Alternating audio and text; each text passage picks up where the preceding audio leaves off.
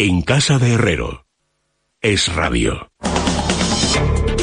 Bueno, son amigos las 9:21 de la noche, las 8:21 en Canarias. Don Juan Ramón Rayo, bienvenido, buenas noches. Buenas noches, Luis. María Blanco, bienvenida, muy buenas noches. Muy buenas noches. Hay que reconocer que Juan Ramón se indigna con una apariencia británica impasible, fantástica. Pero tiene fuego por dentro.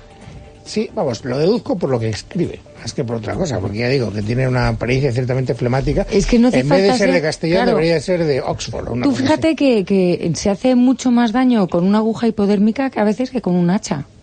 Estás muy enfadado con Cifuentes. Sí, bueno, estoy muy enfadado con Cifuentes, con el PP de Madrid y en general con todos aquellos que pretenden y que de facto consiguen conculcar la libertad de enseñanza, en este caso en la autonomía, en la Comunidad Autónoma de Madrid.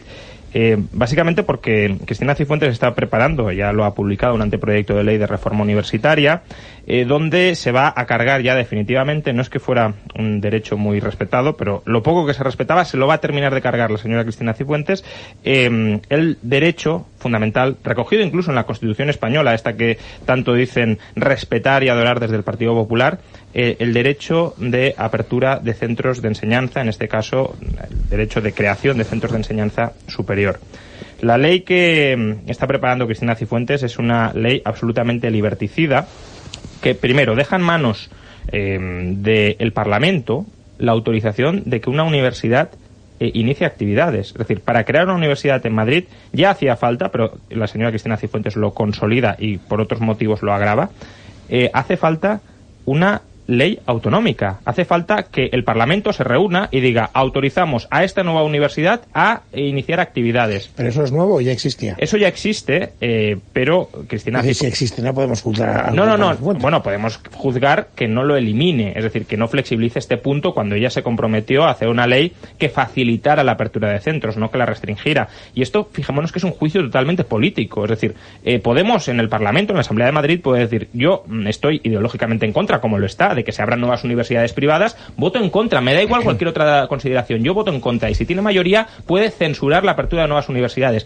Si esto lo aplicáramos con medios de comunicación, sería algo tremebundo. Imaginémonos que para abrir una cadena de radio, para abrir un periódico, hiciera falta ir al Parlamento y pedir permiso al Parlamento para abrirlo y que los diputados pudiesen decir, no me da la gana de que se abra y estoy en mi derecho de bloquearle a usted para que se inicie. O sea, una cosa verdaderamente terrorífica. Pero luego es que además, y esto es nuevo de la ley de Cifuentes, se habla, en el artículo 7 de la ley, se incluye que haya incompatibilidades personales para promover nuevos proyectos universitarios. Dicen que quien cree una universidad tiene que ser alguien que provenga del ámbito universitario, que tenga experiencia en el ámbito universitario. Por ejemplo, en Valencia, Juan Roig, que es uno de los empresarios más exitosos de este país y que además tiene una vocación de reinvertir parte de sus ganancias en el desarrollo de la comunidad, ha abierto una universidad. Con esta ley en la mano de la señora Cifuentes, Juan Roig no podría abrir una universidad, porque Juan Roig no viene del ámbito universitario. Es decir, cualquier empresario de éxito que diga, pues voy a abrir una universidad, voy a contratar incluso a los mejores profesionales para que la gestionen, no podría porque el promotor tiene que venir del ámbito universitario. Esto es una conculcación personal de un derecho fundamental, insisto, 27,6 punto 6 de la Constitución. El mecenazgo universitario desaparecería para esta señora. No, pero el mecenazgo no necesariamente. Sí, mecenazgo privado por parte de grandes empresarios, la etcétera. Promoción privada o por pequeños, da igual, si es que al final...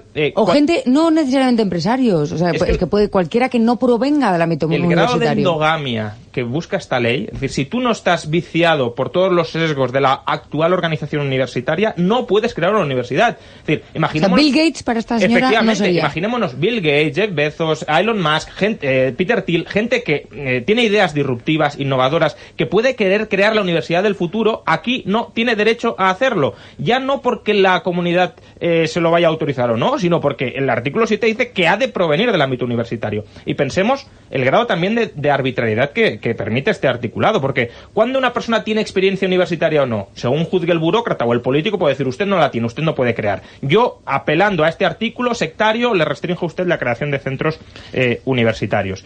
Pero es que además va todavía más allá. Es decir, imaginémonos una universidad que ha conseguido pasar todos los filtros de la política y de la burocracia. Lo que busca esta ley es imponerle una serie de digamos, hipotecas en su funcionamiento, de rigideces en su funcionamiento, de costes en su funcionamiento, pensados para que abrir una universidad solo esté al alcance de muy poquitos, es decir, de grandísimos capitales, evidentemente aliados con el poder político, y no de pequeños o medianos inversores. Por ejemplo, se exige, que ya me diréis vosotros qué sentido tiene esto, se exige que una universidad empiece a operar con 10 titulaciones.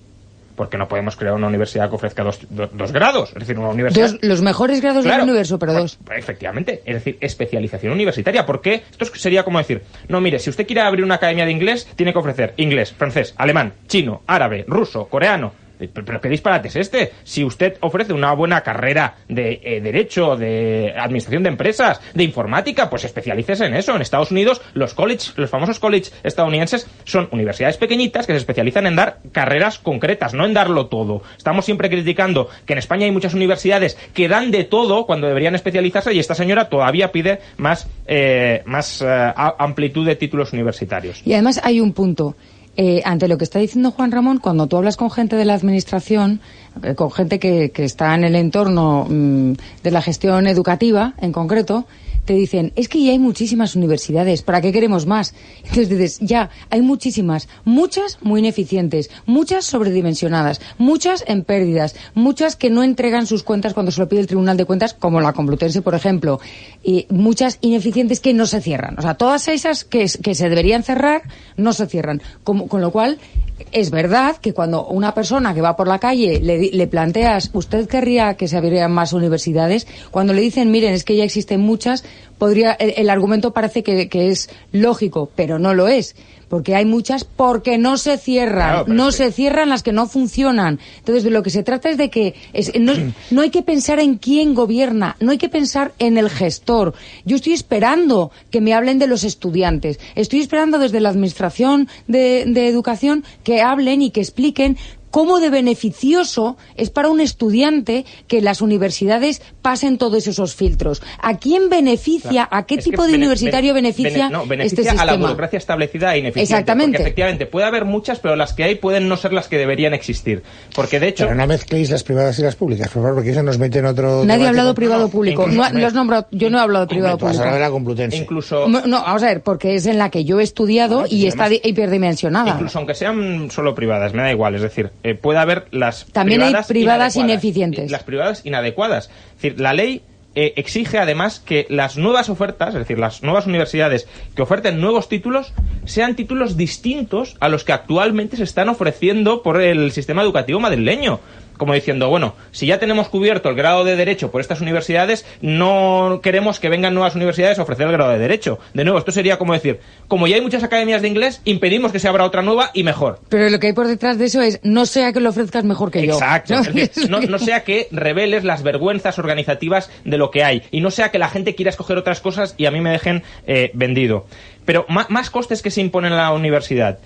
Por ejemplo, incluso la universidad online...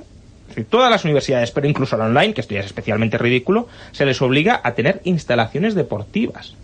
Esto es algo que el decreto de 2015 del ministro de Educación Wert eliminó, porque, a ver, no sé si hace 30 años podía tener algún sentido. En la universidad a la que vamos del siglo XXI, y esta es una ley de universidades para el siglo XXI, donde cada vez más la educación va a ser online y va a ser a través de Internet, ¿qué sentido tiene imponerle que tenga pistas de tenis, gimnasio, piscina a una universidad? Una universidad se tiene que dedicar a enseñar. Evidentemente, si quiere dar educación física, pues podrá tener que tener todo esto. Pero si tiene que dar derecho, no tiene sentido que se le impongan esta serie de costosísimas inversiones iniciales. Y bueno, podríamos seguir, es decir, se crean una gran cantidad de comités de burocracia dirigida a supervisarlo todo. Por ejemplo, exigen que los rectores de otras universidades den el visto bueno a la apertura de nuevas universidades, que esto es como decir, vamos a pedirle a los competidores que me dejen abrir para competir con ellos. De nuevo, otro disparate. Pero sobre todo lo que me preocupa, porque uno podría decir, bueno, son obligaciones, pero al final si se incumplen, pues tampoco la administración es muy agresiva o tampoco hay demasiada consecuencia sobre las que ya están. Sobre las que no están, si el gobierno no le da la gana de autorizar nuevas universidades, no las autoriza y hay un bloqueo absoluto, como de hecho ya está sucediendo. Pero para las que ya están, podríamos decir, bueno, pues si no lo cumplen del todo tampoco pasa nada. El régimen sancionatorio de esta ley es verdaderamente devastador. Es decir, la multa económica monetaria máxima es de 300.000 euros. Bien, que ya es básicamente casi obligada al cierre a algunas universidades pequeñas. Pero es que, no contentos de poder abocar el cierre económico, el artículo 37 autoriza a que si el gobierno autónomo, y todo esto son sanciones administrativas, no estamos hablando ni siquiera sanciones judiciales, sino sanciones administrativas, que decide el gobierno de Madrid, el consejero de Educación, el viceconsejero de Educación o el director general de universidades, la ley autoriza al gobierno a, si aprecia incumplimientos graves, con toda esta maraña que hemos visto de requisitos, es muy fácil y además de requisitos arbitrarios, muy valorativos por parte del burócrata de turno, es muy fácil que se encuentren algunos incumplimientos graves. La ley permite cerrar universidades. Imaginémonos, aunque uno confíe mucho en la señora Cifuentes, que yo desde luego no confío nada después de ver esta ley, porque si esta ley tan autoritaria y tan antiuniversidades la promueve la señora Cifuentes, será por algo. Pero bueno, imaginémonos que alguien confía en la buena fe y en la tecnocracia de la señora Cifuentes. Vale, pero ¿qué pasará cuando esta ley caiga en manos de Podemos? ¿Qué pasará con las universidades privadas de la Universidad de Madrid cuando caiga en manos de una formación que además, viendo la experiencia venezolana, sabemos que tienen especial ansia por cerrar universidades privadas que son contrarias al régimen? Pues esto es lo que está creando, el terreno que está abonando la señora Cifuentes para Podemos. ¿Por qué? Pregunto. Quiero decir, sorprende. O sea, si tú me dices que este es un anteproyecto de Podemos, o incluso del Partido Socialista, pues digo, bueno, pues no me sorprende. Quiero decir que es coherente con su manera de ver el mundo educativo y el mundo de la competencia en general.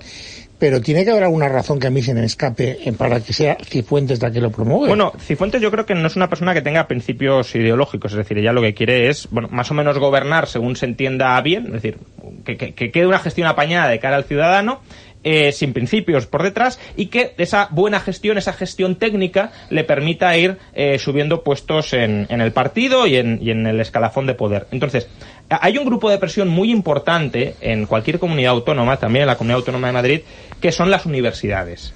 Y los rectores, como representantes de las universidades públicas. Las universidades públicas lo están haciendo en general muy mal. Y lo están haciendo muy mal porque se están organizando con modelos ya no del siglo pasado, sino del siglo XIX. Y son modelos caducos que no permiten contribuir a que el estudiante se forme para encontrar empleo y empleo de calidad en el siglo XXI. Y por eso las universidades cada vez más se están vaciando. El caso de la Complutense es completamente paradigmático. De tener más de 150.000 estudiantes hace 3 décadas, ahora mismo andarán por 30.000 aproximadamente. No querría equivocarme con las cifras, pero por ahí andará. Entonces, si tú tienes un entramado público que se está cayendo, ¿cuál es la manera de evitar que caiga, que se desmorone del todo? Prohibiendo que la competencia y la innovación entre en ese sector. Entonces, como Cifuentes no quiere líos, como Rajoy, no quiere líos con los rectores de la pública. Y los rectores de la pública llevan tiempo reclamando este tipo de legislación que cierre completamente ya la entrada de nuevos competidores, de nuevas ofertas universitarias que hagan que los alumnos, aún pagando 2 veces, porque la matrícula de la pública ya la han pagado, pero aún pagando 2 veces, prefieran ir a universidades privadas que ofrezcan educación y formación de calidad a universidades públicas que están completamente politizadas y que lo sobreviven a costa del contribuyente. Es verdad que, a ver, yo entiendo la lógica de Cifuentes desde mi punto de vista, sin intentar ser la pitonisa Lola, es... me están diciendo, es verdad que el poder de los rectores de la conferencia de la CRUE, la conferencia de rectores de universidades de España, es muy fuerte, porque mueven a la juventud, y si ves la inspiración de todos ellos, no estoy hablando de partido político, estoy hablando de la inspiración de todos ellos, es muy intervencionista. Y entonces para Cifuentes, igual que para muchísima gente, ella ve el agujero o le dicen, aquí tenemos un problema, y se conforma con el hay que hacer algo.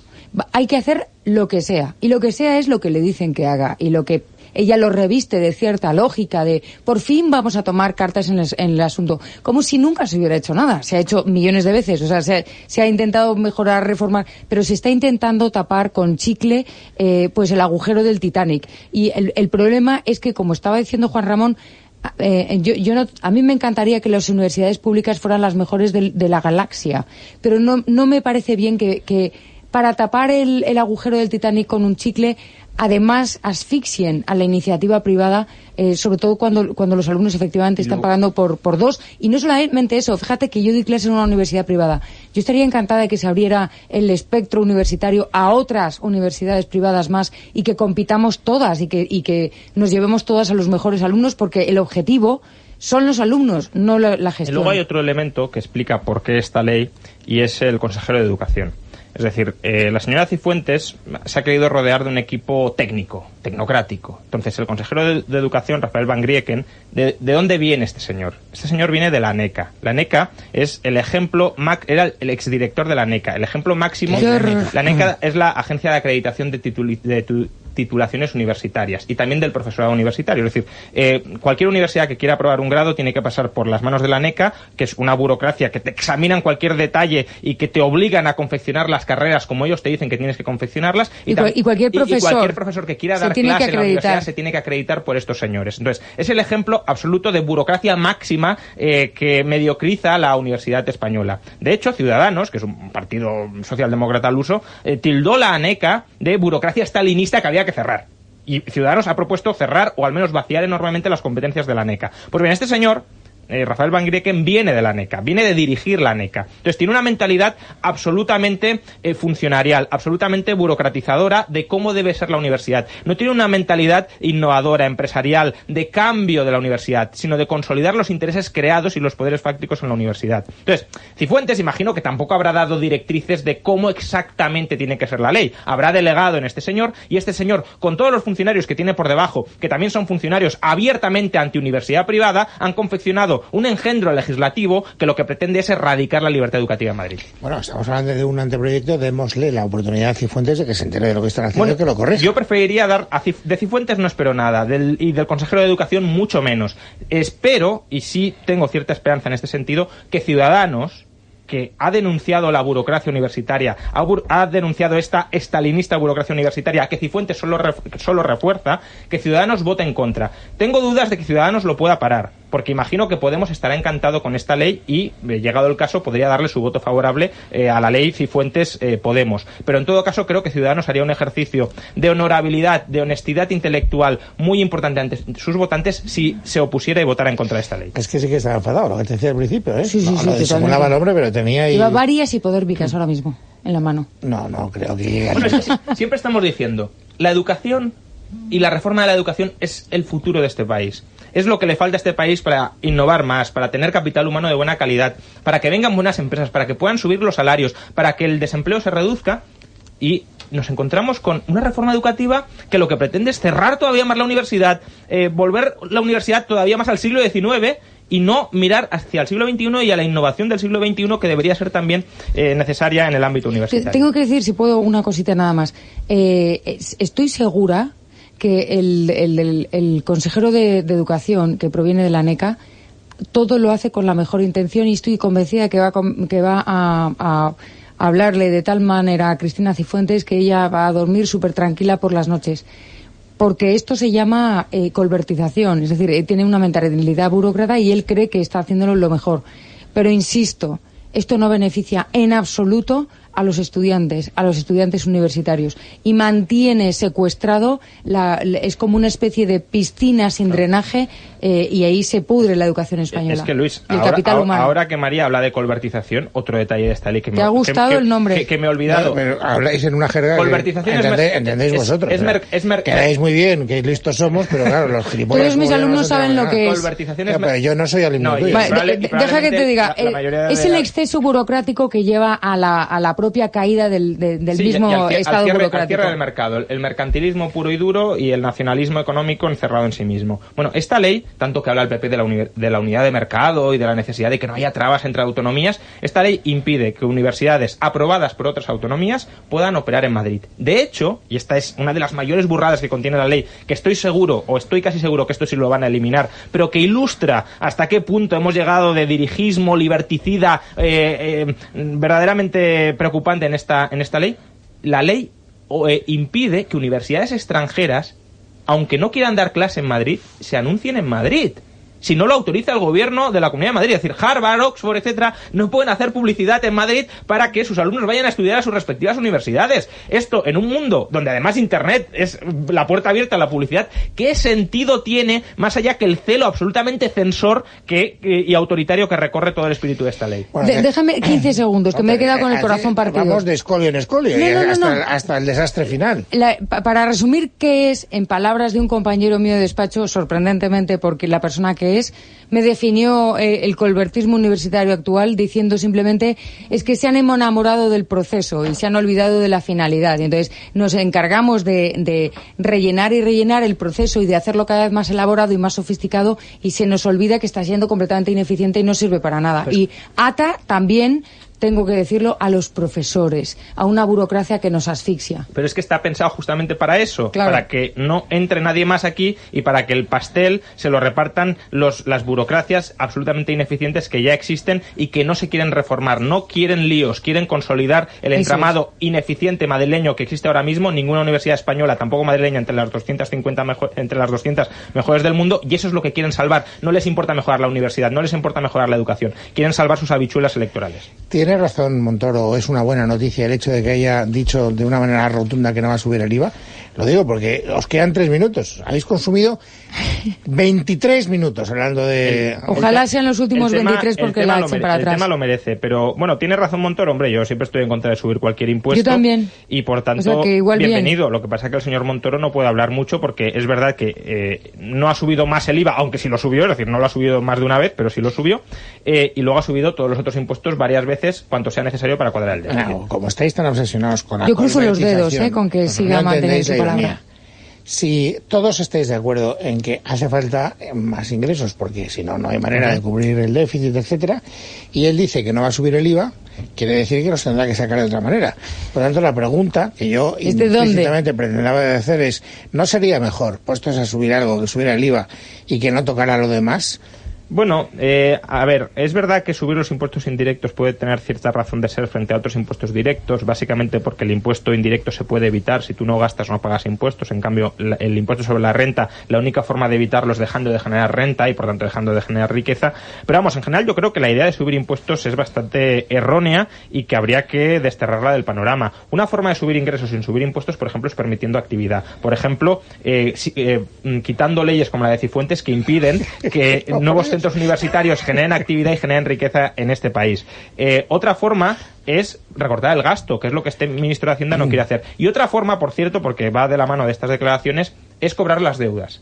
Porque la otra propuesta que ha lanzado Montoro hoy ha sido aprobar quitas para la deuda de las comunidades autónomas. Eso me parece terrible. ¿Y eso qué significa? Que sí, los ciudadanos de las comunidades autónomas más endeudadas no pagarán esa deuda. La pagaremos entre todos los españoles. Es decir, incluidos los españoles que residimos en comunidades que han tenido una gestión al menos no tan despilfarradora como otras comunidades vecinas. Eso es cierto. El no premiar el buen comportamiento y premiar el mal comportamiento genera unos incentivos completamente perversos. Porque es que dan ganas de decir, pues ya no me comporto bien, no voy a cuadrar mis cuentas, porque como luego siempre van a pagar el resto de los ciudadanos por lo que yo hago. Cuando se aprobó el FLA, de hecho, el Fondo de Liquidez Autonómico, muchos lo criticamos, porque ya era una cierta mutualización de las responsabilidades y una cierta mutualización de los costes financieros. Pero ahí, en ese momento, expresamos un temor que Montoro siempre desmintió. Y el temor era, cuidado, porque esto es la puerta a la mutualización de la deuda. Es decir, a que paguen la deuda de las comunidades manirrota a los ciudadanos de las comunidades más austeras. Montoro dijo que no, que las deudas la pagarían las comunidades. Bueno, como siempre, como todos los políticos, y especialmente como los políticos del PP, como Cifuentes o Montoro, que son mentirosos compulsivos, ahora tienen que rectificar. ¿Y cómo están rectificando? Pues el señor Montoro ahora lo que está proponiendo, insisto, es que la deuda de comunidades como la valenciana, como Castilla-La Mancha, que son comunidades hiperendeudadas, la paguen ciudadanos como la Comunidad de Madrid, que aunque la señora Cifuentes ha disparado la deuda en los últimos trimestres, en general durante los últimos años había mantenido un nivel de deuda más bajo que el del resto de autonomías. Gracias, María Blanco. Un placer. Hasta la semana que viene. Hasta el lunes. Hasta cuando toque, que toca mañana, ¿no, Juan Ramón? No, el miércoles. Nos vemos el miércoles. ¿No tienes conferencia el miércoles? El miércoles, no, que yo recuerdo ahora mismo, no. Qué raro. Claro, porque Juan Necesito Ramón, una secretaria urgente. ¿quién? Él. Él, por supuesto. ¿Te estás postulando? No, yo ya bastante tengo con lo mío, pero no me importaría nada. Lo que es que tendría exceso de trabajo. 15 minutos para que sean las 10, las 9 en la Comunidad Canaria. Vamos a darles un consejito a estos liberales para que vean la tele y se quiten de la cabeza tanta obsesión anti-Cifuentes. Bueno, pues a partir de las 10... Obsesiona de Cifuentes contra la empresa privada y contra la libertad en este país. No, pero estoy segura que el consejo que nos va a dar Leticia va a ser fantástico porque ya le veo cara de... Porque a que os interesa saber cómo ha ganado las elecciones Donald Trump en los Estados Unidos contra Pues todo la verdad pronóstico. es que me interesa muchísimo. Fijaos las elecciones. Mintiendo como Cifuentes. Bueno, pues no sé si este documental profundiza en esa parte a la que te refieres, Juan Ramón, pero hoy a partir de las 10 de la noche y hasta las 11 en Canal 0 Movistar Plus vamos a poder disfrutar del documental Trump rompiendo las reglas, testimonios de periodistas de medios de comunicación estadounidenses, también algunos de los implicados en su campaña nos van a explicar cómo llegó a la Casa Blanca, así que hoy a las 10 no os perdáis este documental en Movistar Plus.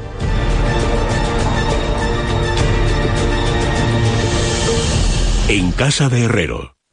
Es Radio.